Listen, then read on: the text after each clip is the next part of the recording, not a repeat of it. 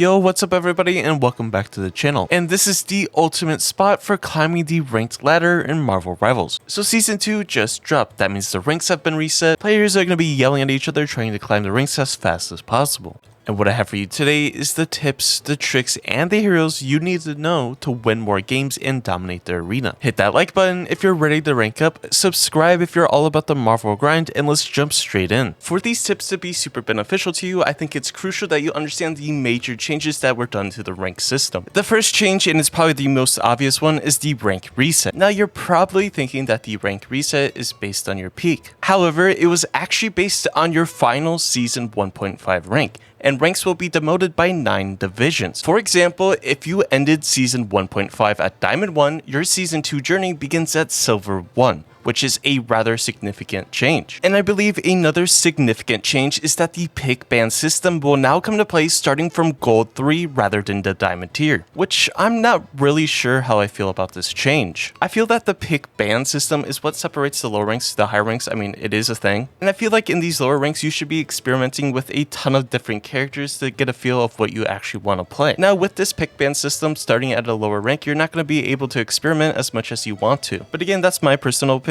Let me know what you think about this in the comments down below. Currently, the score you earn per competitive match is determined by both the outcome and the individual performance, whether you win or lost, and if you got MVP or SVTP or whatever. But with season 2 already arriving, they're increasing the weight of individual performances. Basically, this is telling you that the better you perform, the more points you will earn in victory and the fewer points you will lose in defeat, which I think is a very solid change, and it's definitely an incentive to encourage players to perform at their best. Now that you know the rank changes, let's dive straight into the tips. So the first tip to dominating in season 2 is simple but crucial: destroy utility immediately and often. This is another season of oppressive utility, and if you're not actively shutting it down, your team will pay the price. Let's start with Rocket Raccoon. He's a character that got some pretty insane changes for season 2 and is quite literally the best strategist in the game currently. He's straight up broken. But basically, there's 2 pieces of utility you need to focus in Rocket Raccoon's kit. The first one is the BRB system, or the Battle Rebirth Beacon. This is a beacon that revives a fallen ally and periodically produces armor packs and rocket jetpacks. Now, he can essentially revive a fallen ally every 45 seconds. So trying to figure out where he's placing these beacons, or if you notice in the kill feed, if you see an enemy get res, this is your chance to strike. Try to get them when they're down that one player and lack that res ability.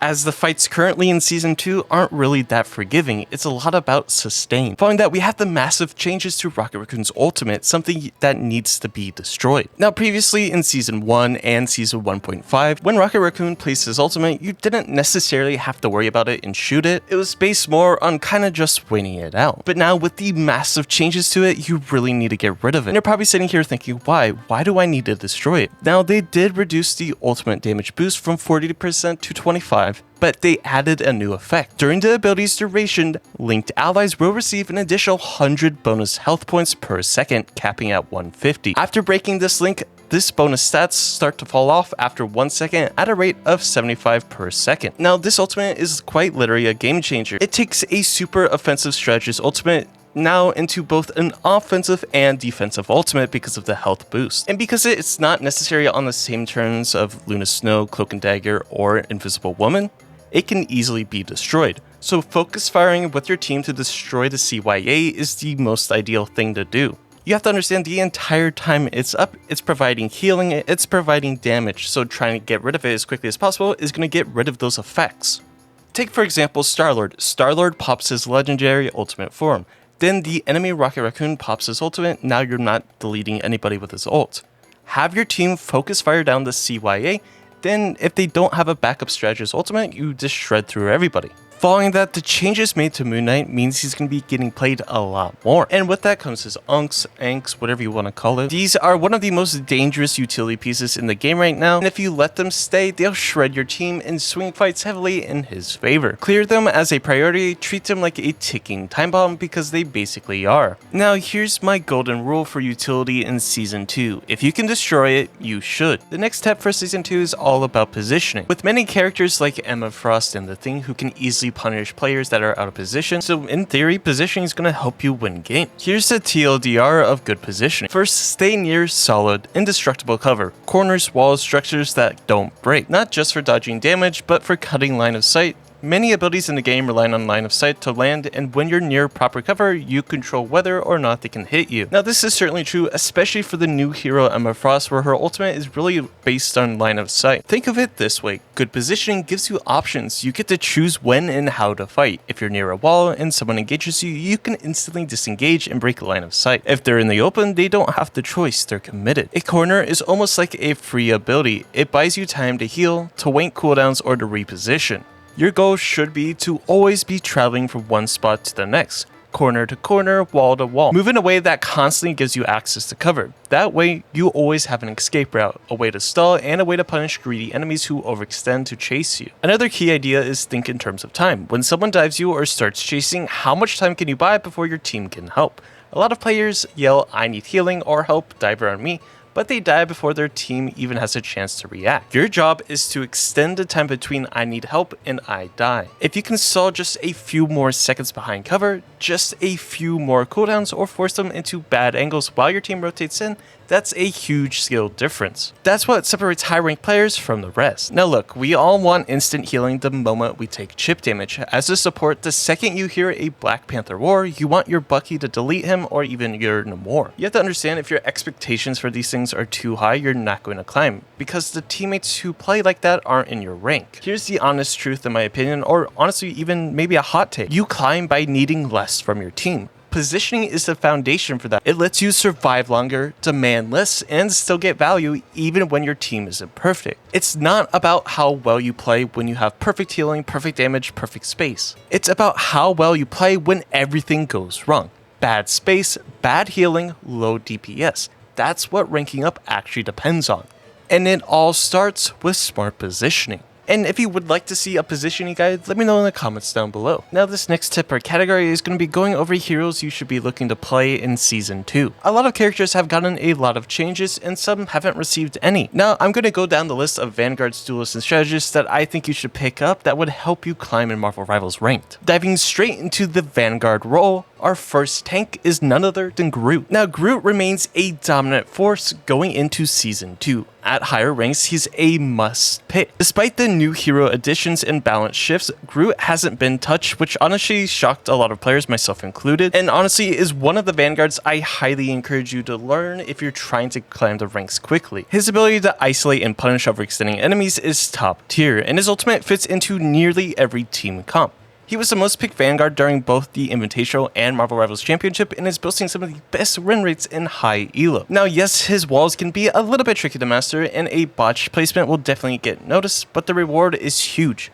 Groot brings great damage, reliable protection, and strong solo carry potential if you master him. So definitely a must pick if you're trying to fly through the ranks. Next up we have the master of magnetism himself, Magneto. Once again, he comes into the patch practically untouched aside from a slightly slower ultimate charge. In return, he gets a game-changing new team up with Emma Frost that's downright disgusting in the best ways possible. His ultimate remains one of the best defensive tools in the entire game, especially against threats like Hela and Star-Lord. And if you're stuck solo tanking, Magneto is one of the few who can genuinely hold the front line on his own. Offensively, he brings the heat. He's flexible, powerful, and fits into nearly every comp, just like Groot. Many players are calling this the season of Magneto. Magneto is still a top tier vanguard right now with no real weakness. Now let's talk about the hero who broke the internet, Emma Frost. She's everything you want, and then of course with some extra assets. Unlike characters like Human Torch or Mr. Fantastic where you wonder if they'll be good, with Emma it's obvious she's insane. She's got it all: mobility, crowd control, burst damage, and incredible teamfight potential. In Diamond form, she's literally unstoppable. Punisher turrets, Thing charges, doesn't matter. Now surprisingly, the Thing has avoided some major nerfs, and in my opinion is one of the easiest tanks to pick up and play right now, and is still super strong. He pairs great with characters like Magneto and Emma Frost and fills the role of a strong frontline bruiser, and as you climb, the character honestly gets better and better because smart strategists make full use of his disruption and pressure. Now believe it or not, Captain America makes the list, but this time he got an increase in survivability and a small 5% damage boost. There's real potential, and the meta is heavily reliant on characters like Hawkeye and Hela right now currently in my opinion, and Captain America is a great counter to those two heroes. So it's pretty much a no-brainer to pick up this character and add it to to your roster. Now next up we have Mr. Fantastic, and this character received some insane buffs, so you better pick him up. First, they buffed his health, damage, and survivability, but most importantly they fixed his gameplay loop. Switching between forms now feels fluid and impactful, which means if you're a veteran of Mr. Fantastic, you're gonna have to relearn him a little bit. Now although he has a little bit of an identity crisis, he's still a solid pick.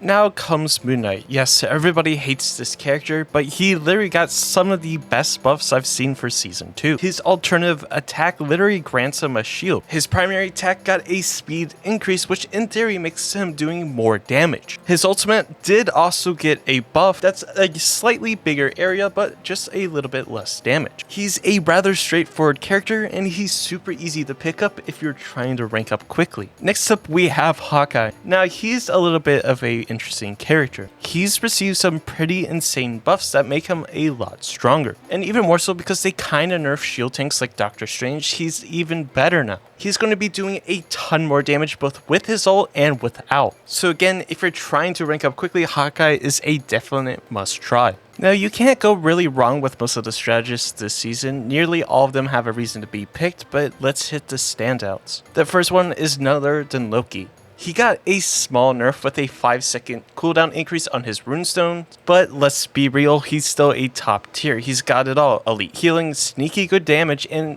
one of the most versatile ultimates in the entire game. He's also extremely hard to get eliminated, so if you're trying to really climb, I highly encourage you to understand how to play Loki. This character is insane. And if you don't know how to play these characters properly, I have a lot of guides on some of these heroes, so you should definitely check it out. Next up, we have Luna Snow. Her ultimate still does 40% healing and 40% damage, all while offering solid crowd control and self-sustain. She fits pretty much into every single team composition, and she can still do the damage buff boost with Namor. Now, Invisible Woman is still insane for this season. She has the ability to push and pull enemies. She can easily put portable shields to keep duelists alive, especially characters like Storm and the Human Torch. And yeah, her ultimate is still super good, so she's definitely a must pick up if you're trying to main strategist this season and you want to climb. Now, another character is Mantis, and she is definitely super underrated and underappreciated. In my opinion, she's always been solid,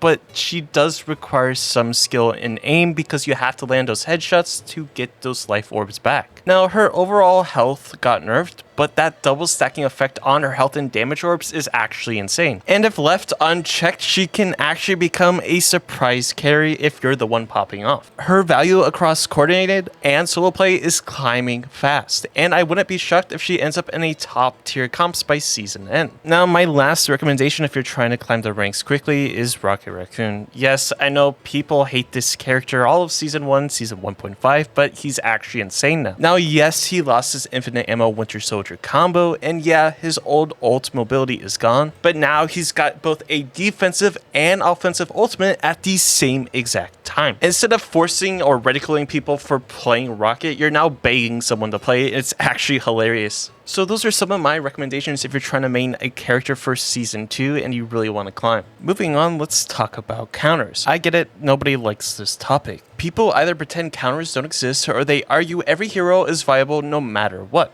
But here's the truth, there are real, lopsided matchups in Marvel Rivals, and ignoring them is one of the fastest ways to throw winnable games. Let's start with an example in mid to high elo. If you're running Groot plus another tank into a competent Wolverine, you're asking to get farmed. Wolverine thrives in that environment, he scales with max HP, and Groot is a walking bullet for him, as well as Emma Frost. He'll kidnap your Groot, burst him down inside your own team, and your backline is next. There's almost no counterplay in that situation unless you're significantly outskilling your opponent. Sure, you can beat bad Wolverine players, bad Hela players, anything like that. And sometimes raw mechanics can carry, but that doesn't change the fact that you're putting yourself in a matchup that's a disadvantage that not even pros are honestly willing to take. So pros swap off when they see comps like that, so why shouldn't you? It's not just tank matchups either, some compositions demand specific answers. Let's say the enemy is running like a Human Torch in a Storm. If your comp has no way to pressure or contest the skies, you're probably losing that game. Now let's move past that. Let's say you ignore all of this. You're getting stomped by certain heroes, but you refuse to adapt your picks or your playstyle. That's a losing mindset. Yeah, in low elo, you might get away with just being mechanically better, and yes, it's totally possible possible to climb with a one trick if you're dedicated and skilled. But here's the reality, there are games you would have won if you had been flexible, or at least adjusted how you played. Now with all the team comps people are coming up with, it doesn't mean they're unbeatable. What it does mean is that you need to think before the match even starts. Adjust your play, your ability usage, your positioning, and yes, sometimes your hero pick.